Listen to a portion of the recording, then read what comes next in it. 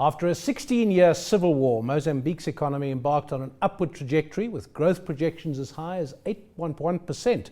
In 2010, the discovery of vast natural gas deposits in the country's Rovuma Basin reaffirmed the economic potential. However, the commodity slump and recent revelations, including government admitting to previously undisclosed debt, and that amounts to $1.4 billion, that's placed the country in a very unfavourable position.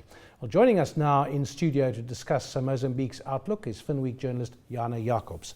Hi Jana, I must say I don't know Mozambique well. I've been there once to do some consulting, and I was struck by Maputo, which didn't look like the capital of a very, very poor country. There's a lot of building going on, there's a lot of painting going on, and I must say I felt safe. I think certainly Maputo is definitely on the up. But I think the problem with infrastructure investment in Mozambique at present, it's not filtering throughout the entire country.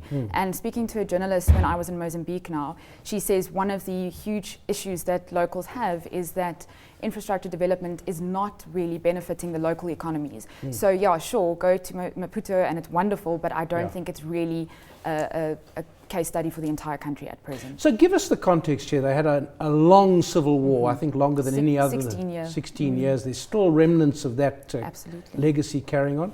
Give us a picture of how the economy is able to operate and how difficult it is in these circumstances. Well, the thing is, as you mentioned, Mozambique's economy was extremely promising, and the natural gas deposits were a huge discovery for them. And companies like ENI and Anadarko, who discovered the gas deposits, were planning on generating revenue from that as early as 2018. Unfortunately, this has been delayed. So in terms of that, we're not quite sure how quickly Mozambique is going to see the fruits of this production.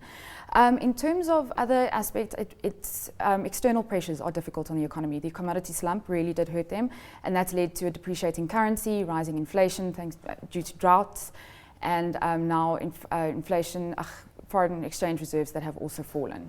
Talking of the financial side, there's this debt that I mentioned in the introduction. I mean, how was this not disclosed, and how important is it now as a kind of, holding back the economy or the government? Well, it comes down to weak institutional strength at the end of the day, and it really is on the government for not reporting properly and not regulating their institutions. And this is what's caused the IMF to suspend funding to the country, which is very damaging to their economy.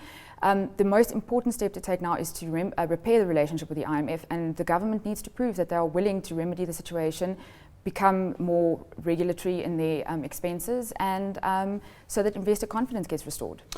Is the government capable of this? I think the government has come to the party, as it were. It seems that they are very much on board with remedying the situation. I think only time will tell how the developments will go going forward. Sasol is one of the big South African companies or global companies involved there. Now, Sasol, we know in the US, one of the big project there with gas had to be put on hold. What's the position with Sasol in Mozambique? Sasol in Mozambique is doing very well. They operate in the Inhambane province, and they've been operating there since 2004. And they've just commenced a drilling campaign in May, which has a timeline of about 2 years, and they're surging forward. So it seems that Sasol really has things together in the south. Yeah. If you could give us, on a scale out of 10, how hopeful you are about the economy now, given these problems? I think I would have to be an economist to give you a fair estimation, but at this point in time, I think it is of utmost importance that the government works very hard to prove that they can regulate themselves. So I think in the short term, 6 months, we can see it, but I hope that they will. Certainly lots of potential still there. That is Finweek journalist Jana Jacobs.